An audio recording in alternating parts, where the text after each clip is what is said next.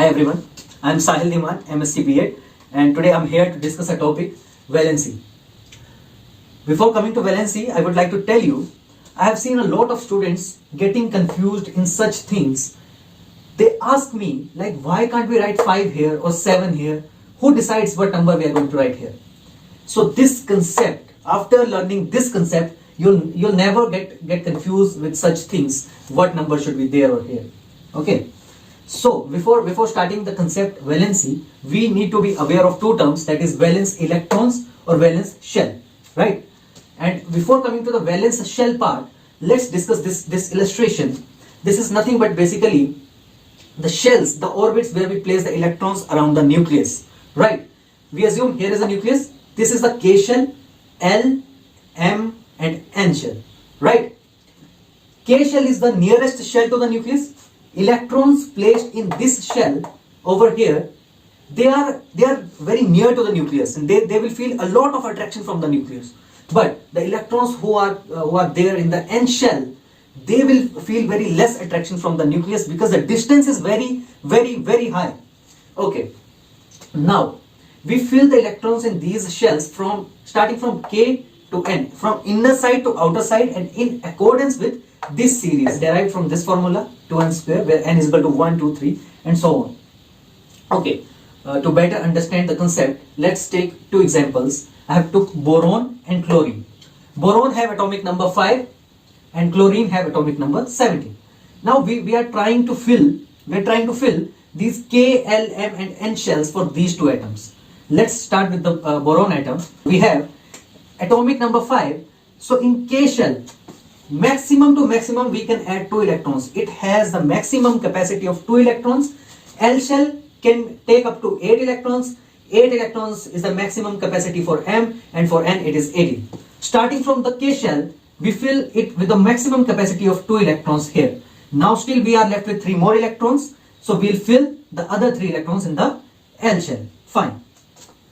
For chlorine, we fill 2 electrons here. Its capacity is full. Then 8 electrons in the L shell. Again, the capacity for L shell is also full. Now we are still left with 7 more electrons which we place in the M shell over here. Right? Now, for a shell to be called as a valence shell, it should and it must satisfy these two conditions. Condition number 1, it should be the outermost shell of the atom. Right? And the condition number 2, there should be some electron present in that shell. Both of these conditions should be satisfied. Let's discuss about boron. No doubt, no wonder that N is the outermost shell of the boron atom, but there is no electron present in this shell. So we will neglect this. Second condition is not satisfied. For M shell, again, after neglecting N shell, M is the outermost shell, but again there are no electrons present for boron, so we are neglecting this also. We can't call it as valence shell. Now we are left with K and L. If we see K and L, L is the outermost shell now, and it have 3 electrons present in it too. So this satisfied both of these two conditions. So L is the valence shell of boron atom, right? And the electrons which are present in the valence shell, they are called as valence electrons. So the number of electrons in the valence shell are 3. So we can say L is the valence shell for boron and number of valence electrons are 3. Coming to chlorine. For N, again it is the outermost shell, no doubt, but there are no electrons. So the second condition is not satisfied. We can't call it a valence shell. So this will be neglected. Neglecting N shell, then M shell will be the outermost shell, and if we have electrons there, so it can be called as the valence shell for chlorine atom. Right? And about valence electrons, it has 7 electrons present in it. So the valence electrons for chlorine atom are 7. Okay, we got this concept. Now octet rule says that for acquiring stability, an atom tries or tends to fulfill its outermost shell or valence shell. Now in case of boron, its valence shell is L and it have 3 electrons, but the maximum capacity is 8. To get stability, it needs 8 electron over here. So we have to add 5 more electrons. Then only it can make 8. Right? In case of chlorine, we need one more electron to fulfill its octet. To make it 8, we need +1. This is the way they acquire the stability. Otherwise, they will not be stable. Like we humans, we look for some job so that we can acquire a stable life. They need to fulfill their octet to live a stable life. Okay. Now, we know that we have this option +5, +1 and will live a stable life. But what if we can try and find a way where the expenditure of energy is less? These guys are very lazy. They are very lazy. They tend to go to the path where the expenditure of energy is very less. In this case, adding 5 electrons takes a lot of energy. Let's represent boron over here. Let's represent 2 in the cation. I placed 2 in the cation, then 3 in the L shell. 1, 2, 3. Right? Now, what if I say I will remove these 3 electrons out? Right? If I will remove these 3 electrons, this L shell will no longer satisfy the second condition, and that's why we can't call it a valence shell. If I will remove these 3 electrons, this shell will be empty. Then we will remain with the K shell only, which is fully filled, and thus boron will be stable because its doublet is fully filled. Right? I'm calling it doublet because it has only the capacity of 2 electrons. Right?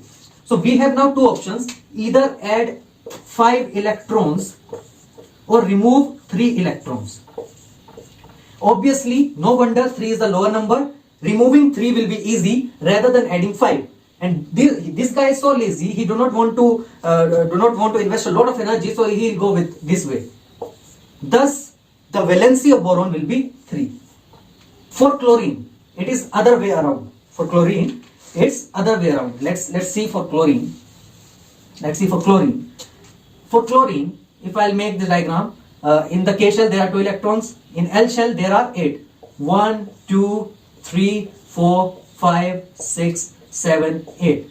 In M shell there are 7. 1, 2, 3, 4, 5, 6, 7. Right? So rather than removing all these 7 electrons, we can add 1 electron to make it stable, because the octet will be completed. Why to remove all these 7 electrons? He will only go this path when chlorine will get mad, because this pathway will require 7 times more energy. Removing 1 electron is really easy. So it will go this pathway, and thus the valency of chlorine will be 1. And 7 will not be the valency. By now we have understood the pathway which they will choose, that will be the valency. Okay. Now I told you initially about this thing. Let's take the example of carbon. Let's take the example of carbon. Now we'll discuss about carbon. In case of carbon, we have atomic number 6. If we will fill K, L, M and N shells, 2 will be there, 2 electrons will be there. In L shell, we are left with 4 electrons. But the capacity, the maximum capacity is 8. So we can either add 4 or either remove 4 electrons. Either add 4 electrons or either remove 4 electrons. Both of the pathways, they will require the same amount of energy. So we really do not care which pathway this carbon will go. Valency will remain 4 only. So the valency for carbon is 4. Okay, I'm writing here carbon have 4 valency. Okay, now elaborating this thing a bit. C, 3 carbons are there. They are with single bond. Let's consider this carbon. I'm naming it 1, 2 and 3. Okay, let's consider this carbon. It has a valency of 4. Now valency is nothing but the number of possible bonds. Maximum to maximum, carbon can make 4 bonds. Not more than that, not less than that. This carbon, 1 bond is already there. It can still make 3 more bonds. 1, 2, 3. Okay, I'll add hydrogen here for this case. Now count the bonds. 1, 2, 3, 4. Valency is completed. So there is CH3. Second carbon, 1 bond is this, 1 bond is this. We can add 2 more bonds. 1, 2, H and H. This carbon, 1 bond is there. We can add 3 bonds. 1, 2, 3, and here the 4 bonds are completed.